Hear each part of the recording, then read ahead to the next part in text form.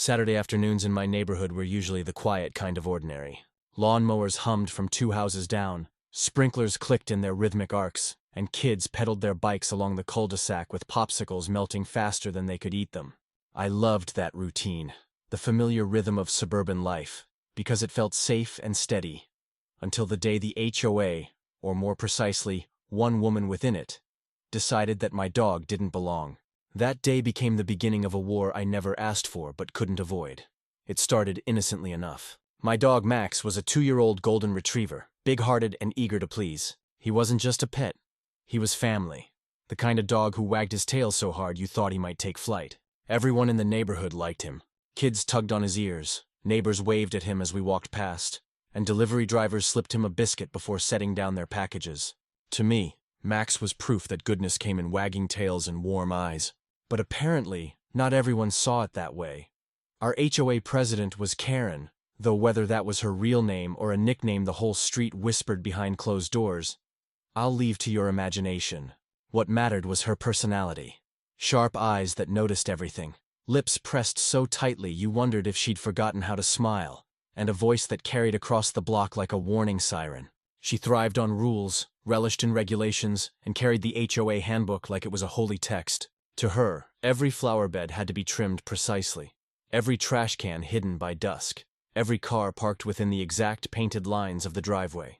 And if someone stepped out of line, she was there to remind them, in person, in writing, or in fines. I thought I had stayed clear of her radar. My lawn was tidy, my trash cans rolled in on time, my driveway never overcrowded, but Karen found her reason the moment she noticed Max. One breezy evening, I was tossing a ball for him across the small strip of grass in front of my porch. He bounded happily, ears flopping, while I laughed at his clumsy leaps. That's when I saw Karen standing across the street, arms crossed, eyes narrowed, lips pursed like she had just bitten into a lemon. At first, I thought nothing of it. Neighbors watched each other all the time. But the next day, I found a folded paper taped to my door. It was an HOA notice. The bold header screamed, "Pet violation notice." According to Karen's carefully typed letter, Max was a public nuisance who barked excessively, threatened the peaceful atmosphere of the community, and was a potential hazard to residents. My jaw dropped as I read it. Max rarely barked unless the doorbell rang or a squirrel taunted him from the oak tree. Threat? Hazard? He was more likely to lick someone to death than harm them. I crumpled the notice and tossed it on the counter, assuming it was a mistake or some misunderstanding that could be cleared up. But Karen didn't stop there. The next week, she showed up at the HOA meeting with a folder stuffed thick with printouts and photos. She claimed she had evidence of my dog violating community standards. Grainy pictures of Max sniffing at a flower bed, a blurry shot of him sitting near the sidewalk, a recording of him barking when the garbage truck screeched down the street. Karen presented them with the seriousness of a prosecutor unveiling her case before a jury. I sat there, stunned, while other board members shifted uncomfortably in their chairs. Some cleared their throats, others looked at the floor. Nobody wanted to challenge Karen directly. She had a reputation for turning her wrath on anyone who dared oppose her. When the meeting adjourned, she cornered me near the exit. Her perfume was sharp, her smile sharpest of all. "Rules are rules," she said in a tone dripping with false sweetness. "If your dog can't adapt to our standards, perhaps you should reconsider keeping him here." It was the first time I realized she wasn't just annoyed with Max, she wanted him gone. From that day, things escalated quickly. Every small sound Max made seemed to echo straight to her window. Every step he took outside felt like it was under surveillance. I caught her peeking through her blinds more times than I could count, her silhouette a permanent shadow behind the glass. When I walked Max, she happened to step outside, arms folded, eyes locked on us like a prison guard watching for an escape attempt. The letters kept coming. First warnings, then threats of fines, and finally, whispers of legal action if I didn't comply. I tried reasoning with her. I invited her to meet Max, to see for herself that he wasn't dangerous, that he was part of the very community she claimed to protect. But she refused, brushing me off with a wave of her hand and that same sour expression that never seemed to leave her face. Neighbors began to take sides. Some quietly told me they thought Karen was overreacting, but none of them dared say it out loud in front of her. A few even warned me that Karen had pushed families out of the neighborhood before. If she decided you didn't fit her mold, she made life unbearable until you either gave in or moved out. I wasn't about to abandon Max, or my home. But the more I resisted, the more determined Karen became. It wasn't long before the battle for my dog's right to exist in our neighborhood turned into something much bigger. A war over control, power, and the very meaning of community. And I had no idea just how far Karen would go to get her way. Karen's campaign against Max didn't stop at letters and glares. Soon, it felt like the entire neighborhood was caught in the undertow of her obsession. A few days after the meeting, I found another envelope in my mailbox. But this time it wasn't addressed only to me. It was a community-wide memo, sent to every homeowner on our block. The header read, "Urgent safety concern. Unauthorized pets." The message accused dog owners, though everyone knew it was aimed at me, of neglect, noise disturbances, and possible liability risks. It included a vague reminder that the HOA had the authority to enforce compliance, including removal of offending animals. My stomach twisted as I read those words. Karen wasn't just trying to intimidate me privately anymore. She wanted to turn the entire neighborhood against me and Max. When I walked Max that evening, I noticed the shift immediately. Some neighbors avoided eye contact. Others gave hesitant waves but pulled their children closer as we passed. A couple of doors that usually opened to let kids pet Max stayed firmly shut. Karen had planted the seed of doubt, and even though most people knew Max was harmless, nobody wanted to challenge her directly. That night, as Max dozed at my feet, I sat scrolling through HOA documents, my desk lit by the glow of the lamp. Buried deep in the bylaws, I found the section Karen must have been clinging to. Pets must not cause unreasonable disturbances or pose a threat to community harmony. The wording was vague, deliberately open to interpretation. That meant she could twist it however she wanted. I realized then that this wasn't just about Max. It was about power. Karen was using the rules as a weapon, and she had the board too intimidated to stop her. The next morning, I woke to a sound that made my chest tighten, Max barking furiously. I rushed to the door and saw a city animal control officer standing in my yard. He had a clipboard in hand and an apologetic look on his face. "We got a complaint," he said. My blood boiled. Of course, it was Karen. She had escalated her attack, dragging in outside authorities. The officer inspected Max, asked a few routine questions, and eventually shook his head. "Honestly, your dog seems fine to me," he admitted, "but we're required to follow up when we get calls." As the officer left, I caught a glimpse of Karen peering from behind her blinds, lips curled in satisfaction. She was enjoying this. It wasn't about safety. It was about control. About breaking me down until I surrendered. The harassment didn't stop there. I began finding anonymous notes slipped under my door. "Dogs don't belong here. You're ruining the community. Get rid of him before it's too late." The handwriting varied, but the venom felt the same. Whether Karen wrote them herself or recruited others, the message was clear. I was being isolated. Max started sensing my tension. He stayed closer to me, ears perked at every sound outside. His once carefree energy replaced by a watchfulness that broke my heart. I hated that Karen's campaign was affecting him too. Then came the fines. A notice arrived claiming Max had been seen off-leash near the sidewalk. Another alleged excessive barking at night, though Max slept at the foot of my bed like clockwork. Each fine was absurd, but refusing to pay risked escalating penalties. I filed disputes, drowning in paperwork, but the board, led by Karen, dismissed my appeals with curt replies. One evening, after another fruitless round of writing letters, I decided enough was enough. I started documenting everything. I recorded videos of Max during the times Karen claimed he barked non-stop. Silent proof he was calm. I saved every notice, every fine, every note. I even installed a small camera on my porch, in case Karen or her allies tried something more direct.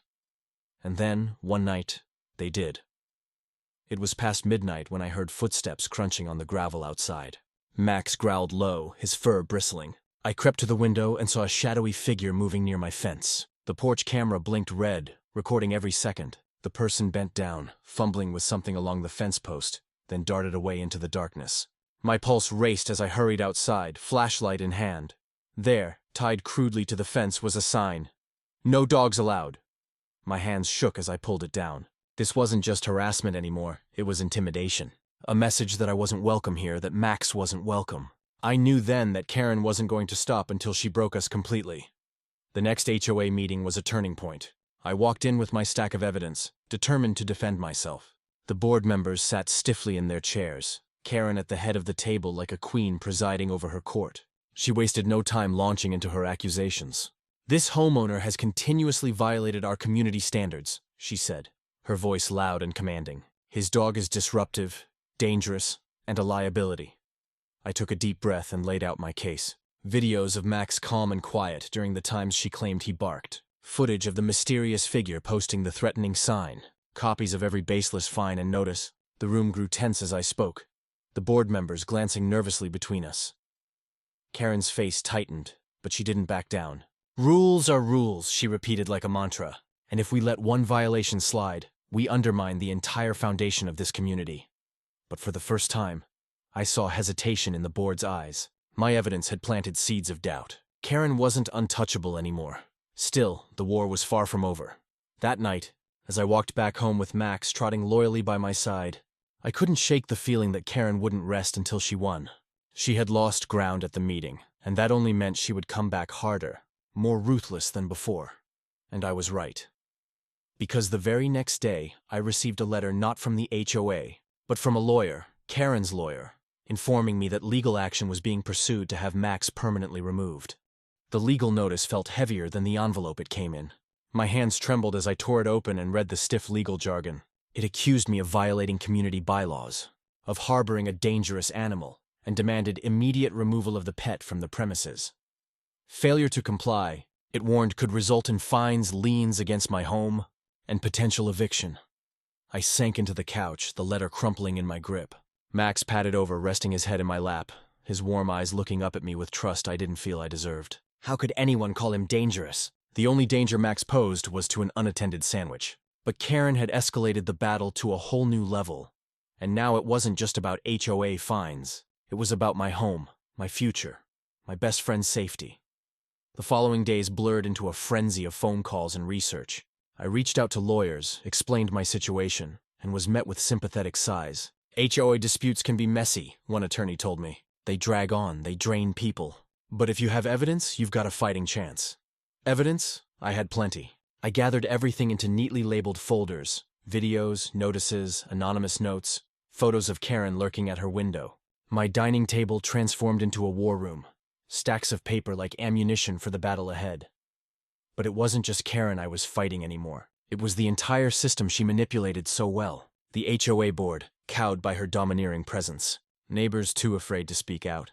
And now, lawyers she had hired to legitimize her vendetta. At the next HOA meeting, I walked in with my head high and my folders clutched to my chest. The room buzzed with quiet chatter, the tension palpable. Karen sat at the head of the table as always, her lawyer beside her in a crisp suit, briefcase resting by his chair. His expression was calm, professional, but his presence was a statement. Karen was serious. When the meeting began, Karen wasted no time. "This homeowner," she declared, pointing at me as though I were a criminal, "has repeatedly defied our rules. We cannot allow such disregard for community standards to continue unchecked. For the safety and harmony of all, his dog must be removed." Her lawyer leaned forward, sliding a stack of documents toward the board. "You'll find the legal basis here," he said smoothly. "We are prepared to pursue this matter in court if necessary." I stood, my heart pounding but my voice steady. "With all due respect, this is a witch hunt. My dog is not dangerous. He's not disruptive. And I have proof." I held up the folders, laying them out for the board to see. Videos of Max sleeping peacefully during the hours Karen claimed he barked. Recordings from my porch camera showing the sign planted by some unknown figure. Copies of fines that contradicted each other. The board members flipped through the evidence, their faces shifting from neutrality to unease. One cleared his throat. This doesn't look consistent with the reports we've received." Karen's face darkened, her lips pressed thin.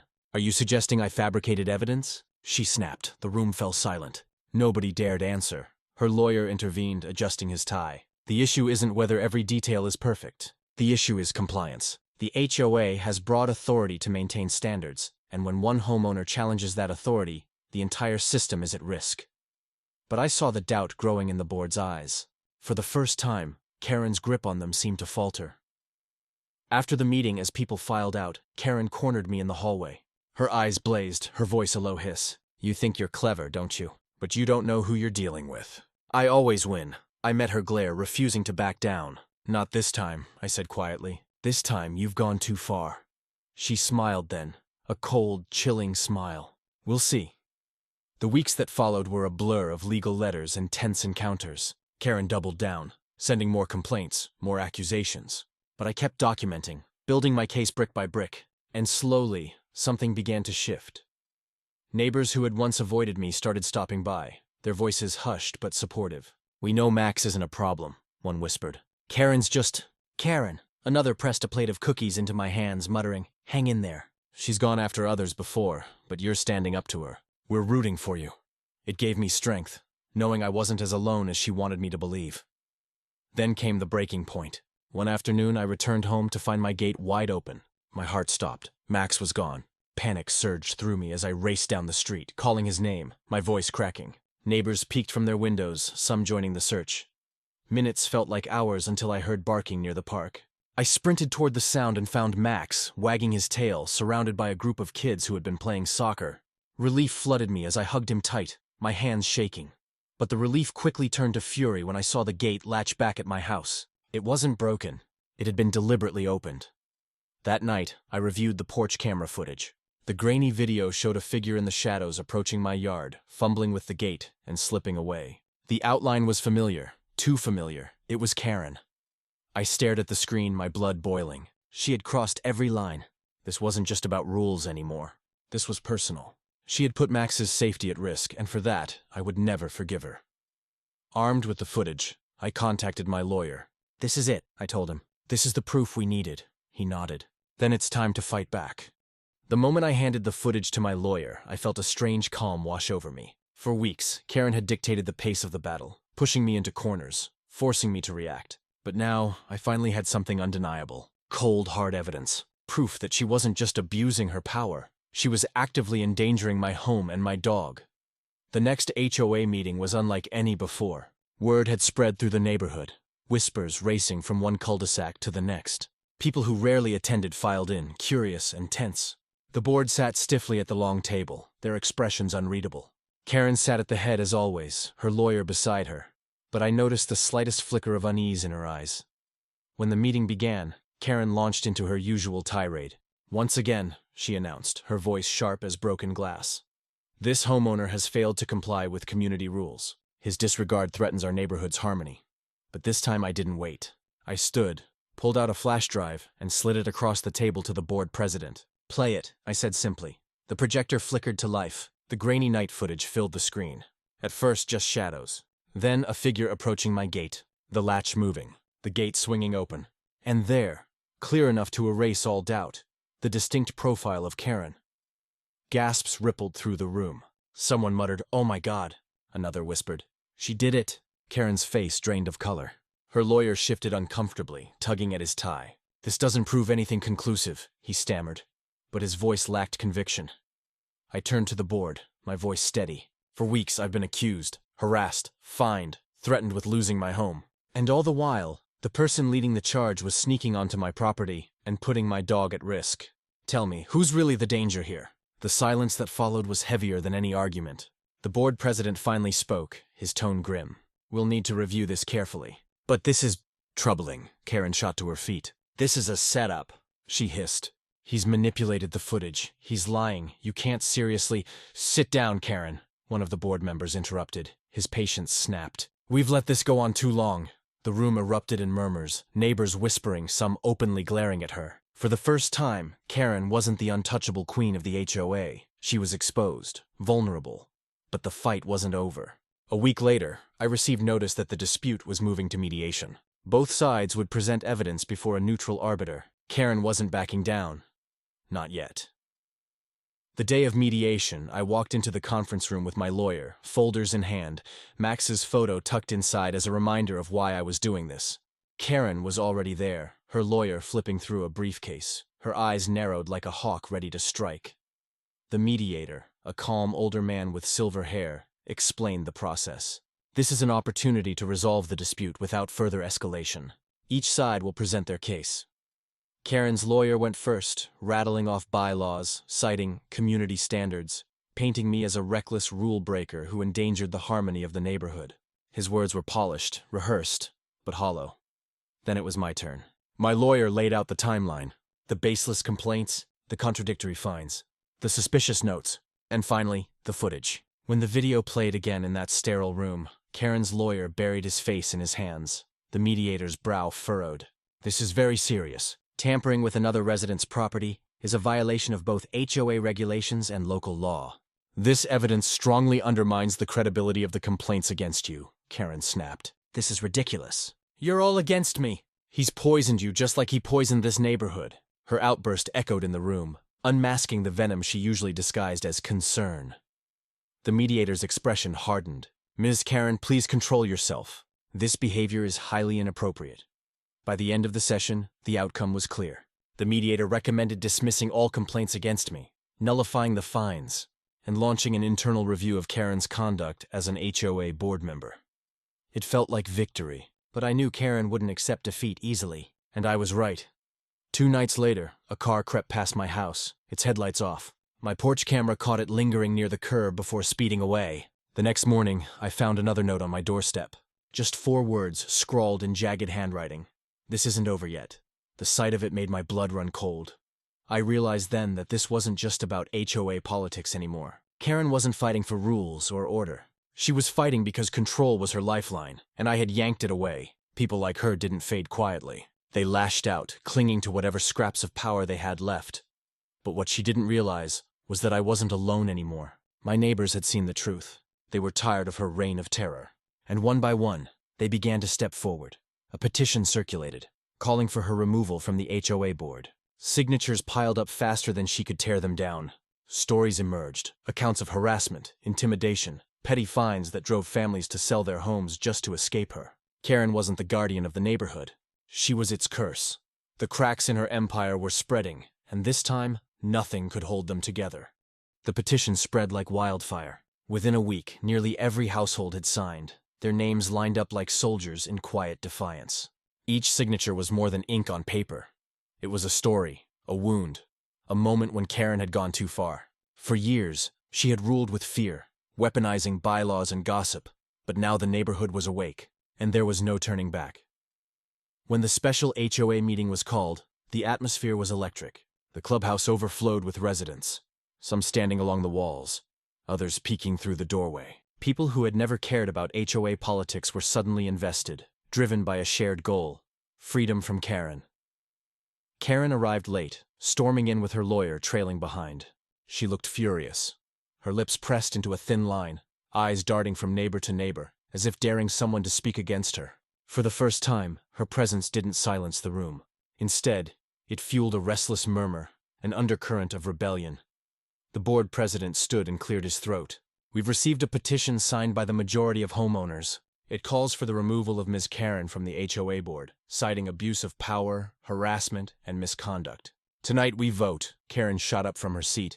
This is a witch hunt, she barked. You're all ungrateful. I've kept this neighborhood safe, clean, respectable. Without me, it'll fall apart. But her words didn't land the way they once did. Instead of obedience, she was met with glares and crossed arms. A woman from the back shouted, "Safe? You fined my son for parking his bike in the driveway." Another neighbor added, "You made us take down our Christmas lights because they weren't aesthetic enough." Voices rose, one after another. A chorus of grievances that had been simmering for years. Karen's power crumbled not with a bang, but with the steady unraveling of truth spoken aloud. The vote was swift. Hands went up across the room, dozens of them. The final tally wasn't even close. Karen was officially removed from the board. The gasp that escaped her lips was sharp, almost inhuman. She stood frozen, her authority stripped in a single motion. "You'll regret this," she hissed, eyes narrowing into slits. "You'll see what happens without me." Her lawyer quietly gathered their papers, avoiding her gaze. No one moved to stop her as she stormed out, slamming the door so hard the frame rattled. For the first time in years, the clubhouse felt lighter. The tension that had hung over the neighborhood like a storm cloud was gone, replaced by cautious relief. People hugged, shook hands, and smiled at one another as if remembering they were neighbors, not enemies. That night, I sat on my porch with Max curled at my feet. The air felt different, cleaner, freer. Neighbors waved as they passed, some stopping to chat, others simply nodding with a look of gratitude. For the first time since moving here, I felt like I truly belonged. But deep down, I knew Karen wasn't gone. People like her didn't disappear quietly. And sure enough, a few days later, I saw the "for sale" sign appear in front of her house. Rumor had it she'd been forced to move. unable to handle the humiliation. The neighborhood slowly healed in her absence. The new board rolled back the absurd fines, encouraged community events, and actually listened to residents. The tension that once defined our streets gave way to laughter, block parties, and the sound of kids playing freely again. Still, sometimes at night, I'd catch myself glancing at the corner where Karen used to linger, watching like a hawk. I half expected her to step out of the shadows, ready with another complaint, another scheme, but the space remained empty. Max would perk his ears, sniff the air, and then settle back down. Content and unbothered, it was over, at least for now. And as I scratched behind Max's ears, I thought about everything we'd been through. The harassment, the fear, the battles fought in living rooms and boardrooms, all because one person couldn't stand the sight of my dog's joy. But in the end, she lost. And we won. Not just me and Max, but everyone who had endured her reign. Together we proved that even the loudest bully can be silenced when people stand up and refuse to be controlled. So if you ever find yourself facing a Karen or an HOA that forgets it serves the community, not rules it, remember this. You're not powerless. You're not alone. And sometimes, all it takes is one pushback to inspire an entire neighborhood to rise. Because bullies only win if you let them, and we didn't. Now let me ask you, what would you have done in my place? Would you have fought back or packed up and moved away? Drop your thoughts in the comments below. I'd love to hear your stories. And if you've ever faced a Karen or a nightmare HOA, trust me, you're not the only one. Don't forget to like, subscribe, and share this story with someone who needs to know that justice can still win. More HOA and Karen stories are coming your way, and you won't want to miss the next one. Until then, give your dog an extra treat for me. They deserve it.